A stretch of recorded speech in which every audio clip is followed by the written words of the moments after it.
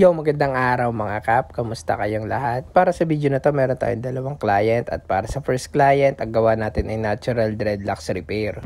Full head repair yung gawa natin sa first client at ang una natin kliyente sa video na to ay si Sir Sander at nagmula lang siya dito sa atin sa Marawi, Lipa City. Pero maiba ako mga kap, karamihan naman siguro sa atin nakapanood na Meteor Garden. Taiwanese series siya na sumikat sa Pilipinas noong early 2000s, tapos noong mga panahon na yun nasa elementary days pa lang ako. Tuwing labasan sa hapon bago mag TV Patrol inaabangan ko siya sa TV, sa channel 2 siya pinapalabas sa ABS-CBN, tapos Tagalog dub pa kaya madali siyang intindihin. Bad news nga lang kahapon na yung bidang babae doon na si Sanchay ay pumanaw ng araw. Bigla na lang ako nalungkot noon, parang yung inner Daomingsu ko bigla na lang na broken hearted kasi syempre bilang bata si Sanchay yung parang first love ko Sobrang fan kasi ako ng Meteor Garden at bata pa naman din ako nung panahon na yun, 6 or 7 years old at crush na crush ko sa Sanchay, parang siya yung nagturo sa akin paano magmahal ng mga panahon na yun Tapos yung mababalitaan ko nga na nawala na siya, parang may parte din ng pagkabata ako yung nawala. Kumbaga nga hindi ka batang 90s kung hindi mo kilala ang F4 at si Sanchay kasi nung mga panahon na yun hindi pa naman uso ang internet. Pero syempre karamihan naman sa Pilipino meron telebisyon at libre mo naman sila mapapanood sa channel 2 ABS-CBN. At noong mga panahon na yun hindi pa naman uso ang mga Korean drama o K-drama, kaya bago pa tayo pakaligin ng mga Korean drama na yan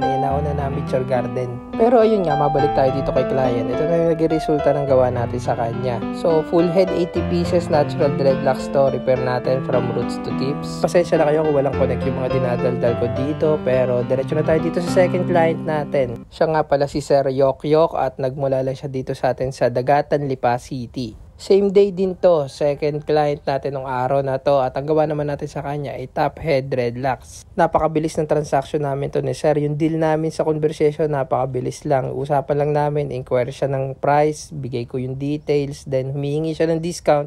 Nakipagtawaran din ako ng strands. Ganito kasi mga kap, yung minimum ko dito is 5,000 pesos for 30 pieces. Ngayon, kung humihingi ka pa ng discount, ang gagawin natin ay babawasan natin yung strand na ikakabit natin sa inyo. Madali lang naman ako kausap sa chat yung mga client natin dyan na medyo gipit sa budget. Pwede naman tayo mag-trade. Dreadlock service, swap tayo sa pera nyo. Ganun lang naman kasimple yun. Gago! So, sa part na to, nakabit na natin lahat na extensions ni client. Dahil maliit lang din naman yung part ng ulo niya na pwedeng kabitan, ang kinabit natin sa kanya ay 28 pieces na extensions. Kumbaga 2 piraso lang naman yung binawas natin sa 30 pieces na regular na kinakabit natin sa top head. At ito na yung naging resulta ng gawa natin kay Sir Yok Yok. At dito na rin matatapos tong video na to. Kung umabot ka pa sa part na to, maraming salamat sa panonood. At para naman sa mga interested clients dyan within Batangas, ang shop ko po ay located lang sa Lipa City, open for home service kahit saan. Gumagawa po ako ng dreadlocks, afro curl, braids, and cornrows. Meron po tayong Facebook, YouTube, and TikTok, The Dreadlocks Factory.